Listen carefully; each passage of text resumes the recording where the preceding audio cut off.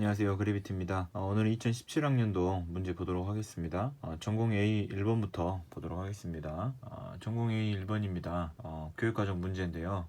이렇게 간단한 문제입니다. 그래서 자료를 쭉 읽어보시면 이제 과학을 좋아하는 사람이 칼럼을 쓰는 내용이고, 자료 2는 이제 그 2015 개정 교육과정에서 과학과 교육과정 목표입니다. 그 중에서 이 칼럼의 내용이 기억과 기억과 관련이 있는데 기억에 어떤 단어가 들어가냐 하는 문제죠. 그래서 평생 학습 능력 여기 이제 찾아 쓰시면 되겠습니다. 이것은 이제 그 2015 개정 교육과정 그 목표 부분은 좀 자주 읽어보셔가지고 눈에 좀 익혀 두시면 문제 푸는데 어렵지 않게 풀 수 있었을 거리라고 생각합니다. 이상입니다. 네, 이번에는 전공 A 9번 문제 보겠습니다. 평가 문제인데요. 이 평가표에 해당하는 그 평가 기준 4가지를 쓰는 것입니다. 자, 문제 보시죠. 이렇게 탐구 활동지가 있고요. 이제 비열 차이로 그 해류풍 부는 것의 원리 살펴보는 문제입니다. 그래서 이렇게 되어 있습니다. 그래서 그래프 그리고 토의하는 부분까지 있습니다. 그리고 이제 여기 있는 평가표에 가나다라 평가 기준 하나씩 써보는 것입니다. 먼저 자료 수집 및 기록 부분인데요. 이제 자료 수집하는 부분이니까 전등을 켜서 온도를 측정 2분 간격으로 온도 측정하는 부분이 먼저 나오고, 그 다음에 이제 전등 끄고 온도 측정하는 2분 간격으로 온도 측정하는 부분이 나오는데, 이 부분에서 이제 자료를 수집하는 거고 기록을 하는 것이죠. 그래서 온도를 2분 간격으로 바르게 측정하여 기록하였는가 라고 저는 썼습니다. 다음으로 이제 자료 변환인데요. 자료 변환은 이 표로 측정하는 그 온도 표로 작성한 것을 그래프로 그리는 부분이 이제 자료 변환이겠죠. 그래서 저는 표로 정리한 온도를 그래프로 바르게 나타내었는가 이렇게 썼습니다. 자료 변환 부분입니다. 자, 다음으로 자료 해석 부분입니다. 자료 해석 부분은 온도를 이제 그 그래프로 나타낸 것을 보고 경향성을 이제 찾는 거잖아요. 근데 이제 그 모래의 온도 변화, 물의 온도 변화를 그래프로 나타냈으니까 온도가 저는 어떻게 썼냐면 자료 해석 부분 온도가 빠르게 변화되는 쪽은 어디인가, 혹은 이제 지금 여기서 모래와 물 중에서 어느 쪽의 온도가 더 빠르게 올라가냐라고 이제 했으니까요. 모래와 물 중에서 온도가 더 빠르게 올라가는 곳을 바르게 찾았는가, 이렇게 온도 변화가 더 빠른 쪽은 어디인가 이렇게 쓰면 되겠습니다. 다음으로 결론 도출입니다. 결론 도출은 이제 이 지금 실험의 주제가 그 모형 실험을 통해서 해류풍이 생성되는 과정을 설명하는 것이니까요. 이제 그 결론 도출 이 라의 그 평가 기준은 저는 어떻게 썼냐면 모래와 물 위의 공기 흐름을 통해 해류풍이 생성되는 과정을 바르게 설명하였는가라고 썼습니다. 그래서 목표가 이 궁극적으로는 해류풍을 생성되는 과정 설명하는 것까지니까 결론 도출로 그렇게 쓰면 되겠죠. 이상입니다. 네, 이번에는 전공 A 10번 문제 보도록 하겠습니다. 이 10번 문제가 조금 난해한데요. 한번 같이 보시겠습니다. 문제 이렇게 되어 있고요. 자, 이렇게 자료가 있습니다. 그리고 이렇게 되어 있고요. 그다음에 이제 결과물 정리가 이렇게 있습니다. 자, 그리고 이 자료 2가 이제 그 분석한 내용인데, 이 분석한 내용 중에서 틀린 것이 2가지라고 합니다. 그리고 그 이유까지 쓰라고 했습니다. 저는 이 1, 2, 3, 4 번호를 매겨봤고요. 이제 지금 설명하기 위해서 번호를 좀 매겼고 이제 살펴보도록 하겠습니다. 자, 저는 이 지금 영상 설명에 이 순서대로 한번 해보려고 해요. 먼저 이제 2번이랑 4번은 확실하거든요. 그래서 2번하고 4번 풀이를 먼저 하고 그 다음에 1번하고 3번 풀이를 하겠습니다. 여기서 말하는 지금 2번은 지금 여기 있는 2번을 말합니다. 자, 보시겠습니다. 지금 2번은 조절이 아니고 이제 동화입니다. 그래서 이제 적절하지 않은 것을 2가지 고르라고 했으니까 지금 2번은 정답이 되겠습니다. 이제 과정 4와 5를 보시면 지금 측정한 것을 온도를 기록한다 였고, 5는 시간에 따른 컵 속의 온도 변화를 그래프로 나타낸다 라고 했으니까 기록하고 자료 변환해서 그래프까지 나타내는 거죠. 이것은 이제 그 관찰한 그 사실 그대로를 이렇게 표에 기록하고 또 그래프로 이제 변환하는 것이기 때문에 외부의 그 정보로 인해서 인지 구조가 변화되는 것은 아니죠. 인지 구조가 변화된다고 하면 이제 조절이 맞을 텐데, 인지 구조라고 하는 것은 지금 온도가 얼마가 될 거다, 얼마가 된다, 그리고 그것을 표에다 기록을 했고 또 본인의 그 인지 구조에 맞게끔 그것을 그래프로 또 변형을 한 것이기 때문에 조절이 아니고 동화가 되겠습니다. 그래서 조절이라고 한다면 그 외부 환경, 외부의 지식에 의해서 인지구조가 변화되는 것을 의미하는데 기록하고 그래프로 변환하는 것은 인지구조의 변화를 일으키지 않으므로 조절이 아니다 이렇게 하면 되겠죠. 이제 4번은 이제 지식주장인데 이제 지식주장 같은 경우는 그 이제 부의도에서 오른쪽에 그 위에 있는 부분이었죠. 그래서 맨 위에는 가치 주장이고 그 바로 아래가 이제 지식 주장입니다. 이제 지식 주장 같은 경우는 그 실험의 결론과 관련된 내용들이 들어있죠. 그래서 실험에 그 어떤 결론을 내리는지 그리고 그 이 학습 목표와 관련된 내용들의 결론적인 그 언급이라고 할 수 있겠습니다. 그 위에 있는 이제 가치 주장이라고 하는 것은 그 이제 실생활에 응용되는 부분 그리고 이제 좀 더 나아가는 부분이죠. 그러니까 결과에 그치지 않고 일상생활에 뭔가 이렇게 더 적용해야 될 부분 그런 내용들이 있으면 가치 주장이라고 할 수 있겠지만 지금 그런 것은 아니고 지금 그 알루미늄 컵 속의 온도 변화를 일정한 까닭을 이제 그 연평균 기온하고만 연결 짓는 부분이기 때문에 지식 주장이라고 말할 수가 있겠습니다. 그래서 맞는 설명입니다. 자, 다음으로 이제 이 기술적 순환학습이 이제 그다음 이 부분인데요. 이제 이 부분부터 이제 좀 하겠습니다. 이 부분부터 좀 오래 걸리는데요.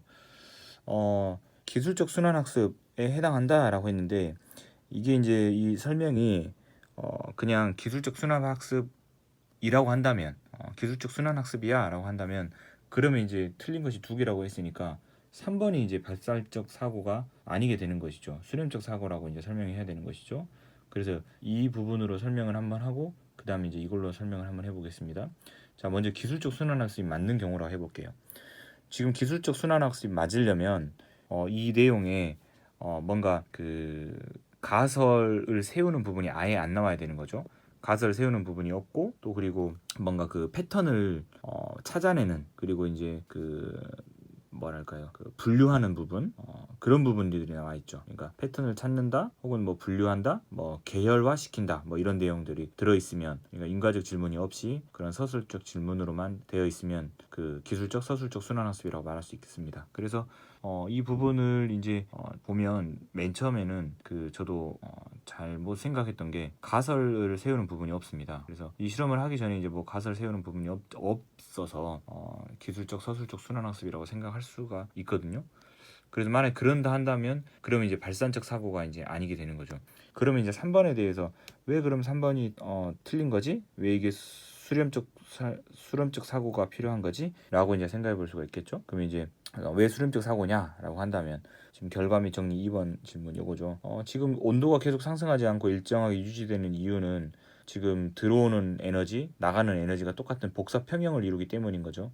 그래서 실험의 그 결론 부분에 지금 학생들의 그 온도 변화 경향까지 그래프까지 다 그린 후잖아요. 그러면 그 그래프를 보고 왜 이렇게 일정하게 유지됐을까를 고민해 보는 거죠. 그랬을 때 답은 이제 복사 평형으로 이제 결론을 짓는다는 거죠. 그래서 수렴적 질문이다. 복사 평형이 답이기 때문에 수렴적 질문이다. 이렇게 말할 수가 있다는 겁니다.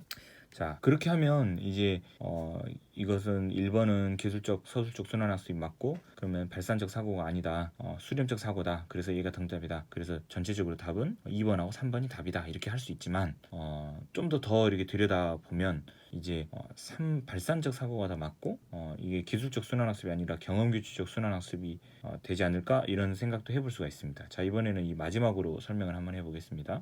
자, 얘가 경험 기초적 순환학습이라고 한다면 그 근거는 뭐냐면요. 자, 서술적 그 기술적 순환학습 같은 경우는 말 그대로 그 분류, 계열화, 뭐 이렇게 패턴을 찾아내는 것 그런 내용들로 이제 수업이 진행되고 인과적 질문은 전혀 나오지 않습니다.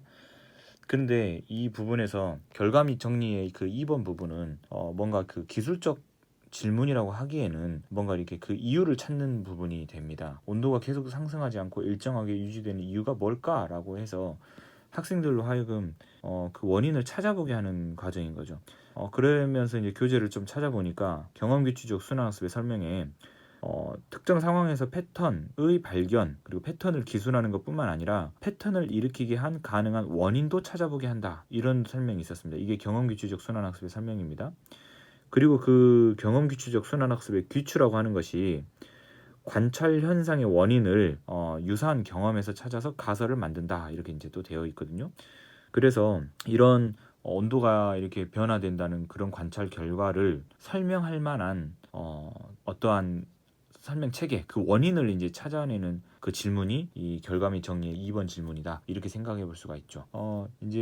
만약에 이게 가설 연역적 순환학습이었다면 가설을 먼저 세워야 되는 거니까 맨 처음에 왜 그럴까를 먼저 물어봐 가지고 가설이 먼저 나왔을 것 같아요. 꼭 이것을 가설은 무엇으로 세운다로 설명이 되어 있지 않고 그냥 학생들에게 그 원인은 뭘까를 먼저 물어봤다면요. 그러면 가설 연역적 순환학습일 수 있는데 지금 여기서는 먼저 가설을 세우지는 않았습니다.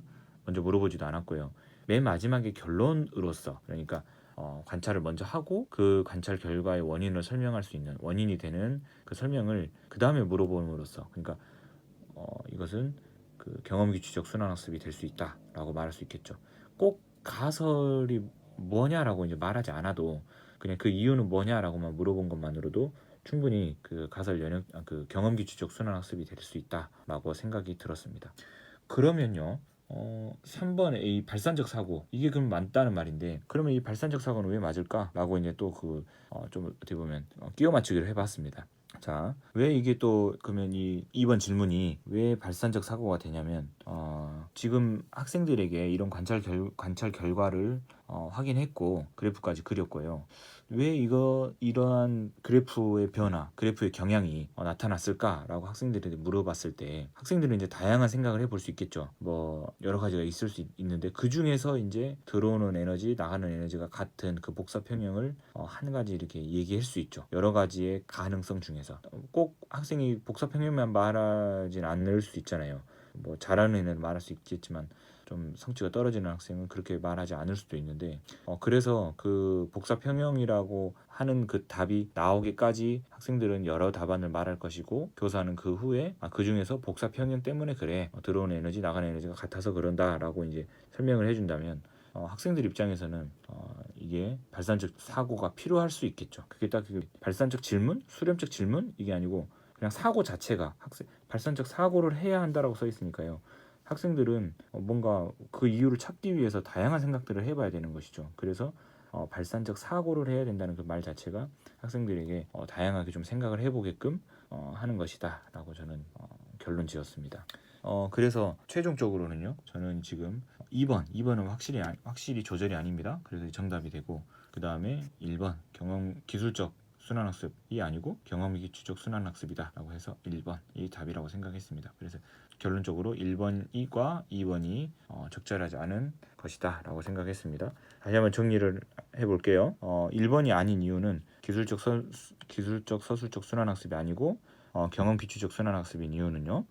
경험기초적 순환학습은 학생들로 하여금 그 패턴을 발견하거나 기술하는 것뿐만 아니라 패턴을 일으키게 한 가능한 원인도 찾아보게 하는데 그 인과적 질문을 통해서 그런 사고를 해보게 하고 이 결과 및 정리의 2번에서 이러한 관찰 결과가 나오기까지의 그 원인을 학생들로 하여금 질문한 것이기 때문에 경험기초적 순환학습이 된다라고 설명할 수 있겠습니다.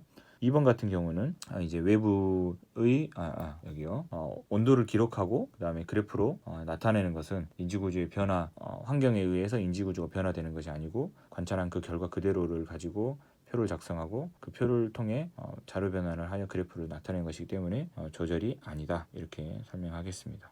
이렇게 하면 되겠죠? 네, 이상입니다. 감사합니다. 자, 이번에는 전공 B 1번 문제 보도록 하겠습니다. 자료 1에서 교사가 적용하려고 계획한 협동학습 유형 쓰는 것, 판단 근거, 그리고 자료 2에서 찾을 수 있는 과학의 본성 두 가지 이렇게 문제 보도록 하겠습니다. 자료 1은요 이렇게 되어 있고요. 읽어보시면 이제 딱 어떤 모형인지 바로 찾을 수 있게끔 내용이 명확하게 좀 드러나 있습니다. 이렇게 되어 있습니다. 자, 보시겠습니다. 먼저 이 교사가 적용하려고 했던 것은 이제 전문가 모둠만 봐서 바로 그 전문가의 역할 여기와 그리고 모둠원가 원래 자신의 모둠으로 돌아와서 한다는 거 하는 것을 봐서 직소 모형이 되겠죠. 그래서 이제 직소 모형에 대한 설명을 좀 쓰면 될 것 같습니다. 그래서 전문가 모둠을 구성해서 한 그 모둠원에게 가르치는 전문가 역할을 수행한다. 그래서 전문가 모둠에서 배우고 원모둠으로 돌아와서 전문가 역할을 수행하고 그로 인해서 이제 각각의 개별 책무성을 가지게 하는 그런 모형 협동학습 유형이기 때문이다 라고 하면 되겠고 이제 직소 모형이 총 세 가지인데 직소 1 모형은 이제 개인적으로 평가가 있고, 직소 2 모형은 그 향상 점수 평가를 통해서 모든 보상을 한다는 것이 특징이고, 이제 직소 3 모형은 이제 그 퀴즈를 대비할 수 있는 공부 시간을 주고, 또 이제 모든 보상을 그 향상 점수 모든 보상을 한다는 것이 특징입니다. 그래서 그런 평가에 대한 부분은 안 나와 있기 때문에 그냥 직소 모형이라고 쓰시면 될 것 같습니다. 다음으로 이제 자료 2에서 나타난 그 과학의 본성인데요. 먼저 동일한 암석의 성인에 대해서 각각 다른 이론으로 설명하고 있었다. 이것은 이제 관찰의 이론 의존성이라고 하면 되겠습니다. 그래서 같은 현상을 보고도 다른 그 이론에 비추었을 때 다르게 설명한다는 것이죠. 그 다음으로 이제 이 부분입니다. 과학자들이 이론이 당대의 지지를 받은 것은 그 당시의 사회에 영향이 큰 것으로 보인다라고 해서 이 부분은 이제 사회성이라고 하면 되겠습니다. 과학의 사회성. 그래서 과학이 꼭 과학에만 영향이 있는 게 아니라 뭐 이렇게 사회에도 영향을 미치고 여러 가지 분야에 영향을 미치게 되죠. 그래서 그것을 사회성이라고 하면 되겠습니다.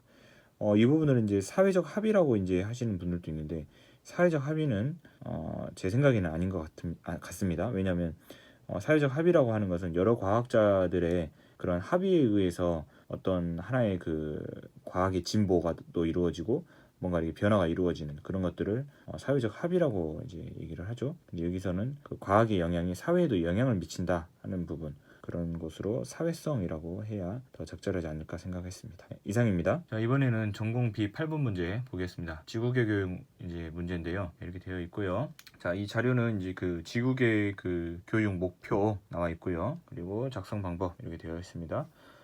배점이 그 10점짜리 문제입니다. 그래서 기존에 이제 14년도, 15년도 이쪽에는 그 논술형 문제가 있었잖아요. 근데 이제 그게 없어지면서 이렇게 문제가 나왔는데, 내용을 짜임새 있게 구성하여 논술할 것라고 했으니까 서론, 본론, 결론으로 그 구성을 해야 점수를 맞을 수 있을 것 같습니다. 이 작성하는 내용에 비해 배점이 좀 크니까요. 10점짜리 문제니까요. 이렇게 좀 구성을 해야 될 것 같습니다. 자, 그래서 니은과 리을의 관점에서 탄소순환 과정을 이용해서 학습 목표 설정의 당위성을 논술할 것 했습니다.